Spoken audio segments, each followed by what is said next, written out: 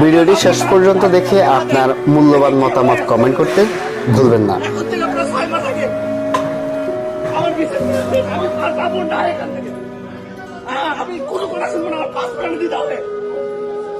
আমি প্রবাসী, আমি এখান থেকে যাবো না।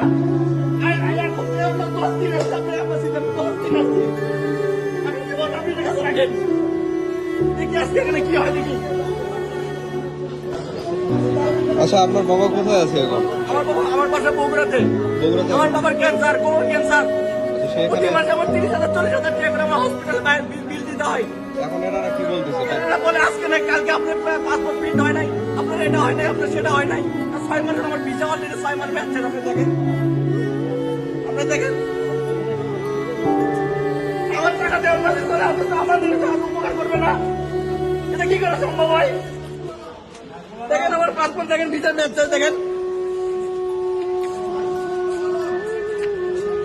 দেখেন অলরেডি আমার ভিসা পাসপোর্ট ম্যাচ। আমার বাবা যদি মারা যায় ড্রাইভার লিবিকে আমি দেখতে পাবো না বাবাকে, তাহলে আমার বাঙালির মন মনে হয় আমার ভুল। এখন কি বলতেছে? এই যে এখন আপনার পাসপোর্ট প্রিন্টিং হয় না, আপনার প্রিন্টই হয় নাই। তাহলে এনারা এম্বাসিরা প্রিন্ট করে না 6 মাস যাবত, তাহলে কি করে? সরকার কেন রাখছে?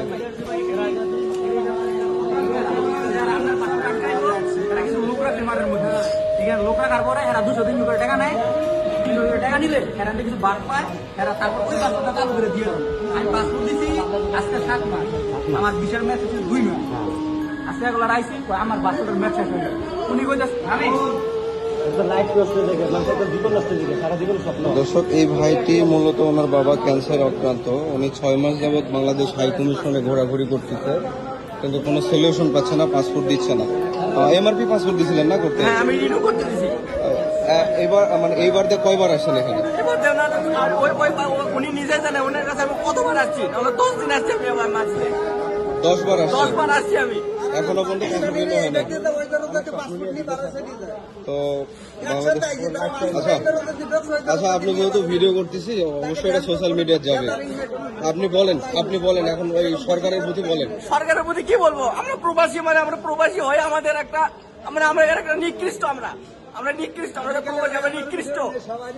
আমাদেরকে কুকুরের মতো দাম দেওয়া হয়। বাংলাদেশ আমার কোনো সমস্যা হতো না যদি আমার বাবার যদি সমস্যা না হতো। আমার বাবা আমাকে জন্ম দিয়েছে, প্রত্যেকের বাবা আছে এখানে। ওনার বাবার ক্যান্সার, ওনার ভিসা মাতি হয়ে গেছে, মানে মরে গেছে, কিন্তু ওনার পাসপোর্টের কারণে শুধুমাত্র ভিসা লাগাইতে পারতেছে না। আজ 6 মাস হয়ে গেল, উনি অঝরে কান্না করতেছে বাবার জন্য, কিন্তু এম্বাসি বাংলাদেশ হাই কমিশন কোনোভাবে সহযোগিতা করতেছে না। ভাই, বাংলাদেশ হাই কমিশনের প্রতি আপনাদের কিছু বলার আছে?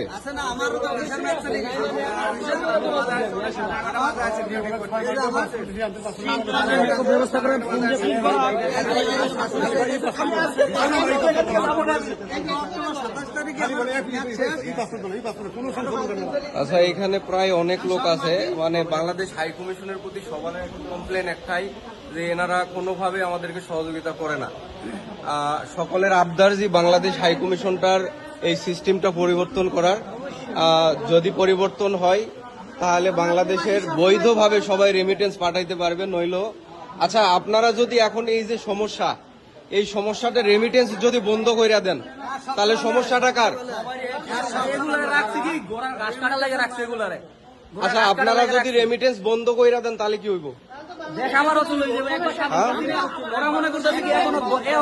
সরকার আছে, এখন মনে করে তেল মেরে চলতে পারবো দেশের মধ্যে। সমস্যা হইতে পারে। 6 মাস হয়ে গেছে, 6 মাস হয়েছে, 6 মাস হওয়ার পর এরা কোনো কারণ আমার জিজ্ঞাসা করে যে আমার নাকি প্রবাসীর টাকা দিয়ে বাংলাদেশ চলতেছে। বাংলাদেশে কোনো অর্থনীতি বলতে কোনো কিছু নেই, প্রবাসীর টাকা দিয়ে বর্তমানে বাংলাদেশ চলতেছে। মাঝে যদি পাসপোর্টের সুরটটা চাইছে, পাসপোর্টের সুরটটা হলেও সুরটটাও দেয় না। আপনি তো ভিসাটা মেয়াদ বাড়ায় আনবেন, পাসপোর্টের সুরটটাও দেয় না। আজকে আমাদের কিভাবে ধরলে এটা দায়ভার কে নিবে?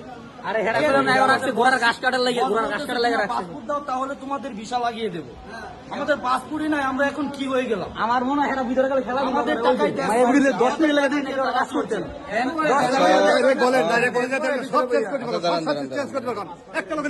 এই ভিডিওটা আমি বলবো যে সবাই একটু শেয়ার করবেন, শেয়ার করা বাংলাদেশের উপর মহলের সবাই রাখবেন না।